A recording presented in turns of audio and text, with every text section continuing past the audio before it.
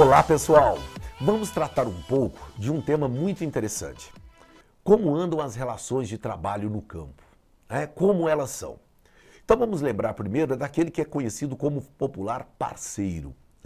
Aquele que, em tese, não estará literalmente pagando pelo uso da terra.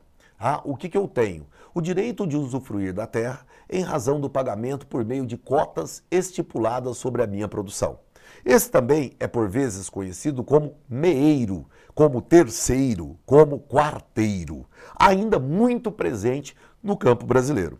Temos aquele também que é conhecido como camponês. Em geral, é o trabalhador familiar, o pequeno proprietário, aquele que normalmente tem uma produção voltada para a subsistência e o excedente ele comercializa e, por consequência, garante o seu sustento. Temos ainda a figura do arrendatário, aquele que estabelece um contrato de aluguel de terras mediante o pagamento em dinheiro ou produto. Qual que é o aspecto interessante deste?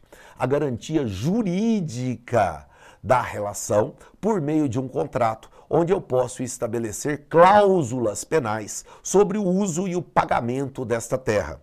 Temos ainda a figura interessante daquele que é conhecido como boia fria, corumbá, trabalhador volante ou ainda trabalhador itinerante.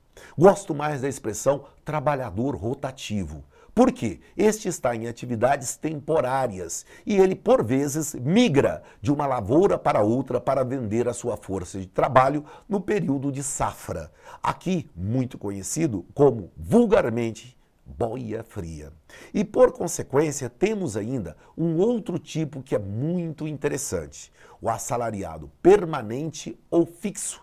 Aquele que hoje tem os mesmos direitos de um trabalhador urbano e, inclusive, o direito de registro em carteira, horas extras e etc.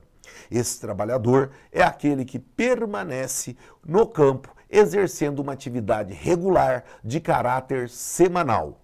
Temos também a figura do poceiro, talvez uma das mais polêmicas. Aquele que se apropria de uma terra que juridicamente não lhe pertence, mas que reivindica o direito de usufruir e de propriedade por estar agindo como se proprietário fosse e, por consequência, pode requerer o direito junto à lei do uso capião.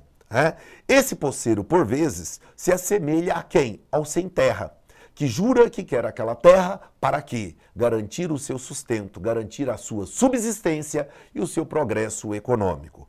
Porém, o poceiro se assemelha muito com a figura de quem? De um outro personagem chamado grileiro. O que eles têm em comum? Ambos se apropriam de terras que juridicamente não lhes pertencem.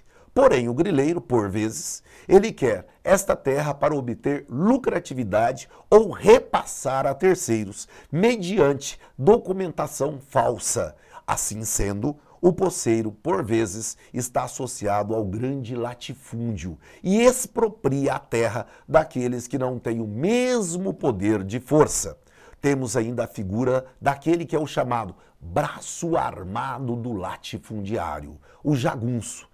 Aquele que usa da violência para policiar, para agir contra personagens como poceiro, muitas vezes de forma violenta, podendo inclusive provocar a morte de pessoas. Na realidade brasileira, todos esses personagens ainda se fazem muito presentes. Por quê? Podemos elucidar pelo menos alguns aspectos.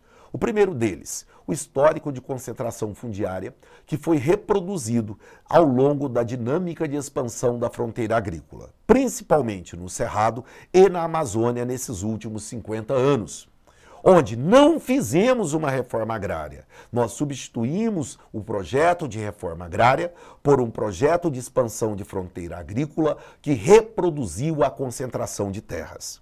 Segundo ponto, a falta de uma política agrícola real para garantir que tenhamos condições de manter o pequeno produtor no campo com políticas sérias de longo prazo e setoriais.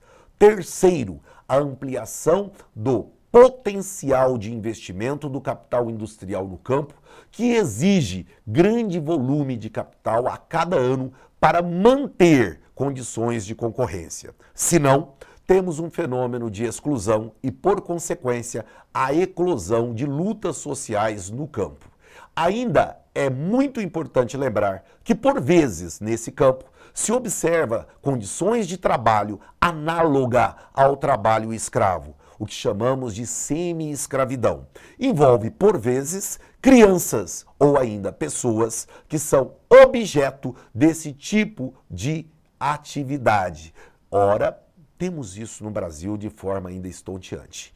É uma vergonha que o Estado brasileiro não tenha a capacidade e a coragem de enfrentar esse problema de frente com políticas sérias de médio e longo prazo, para solucionar um problema que se arrasta há séculos no nosso país. Mas eu te aguardo para falar de outros temas associados a esse eixo temático e a outros. Um grande abraço e até a próxima.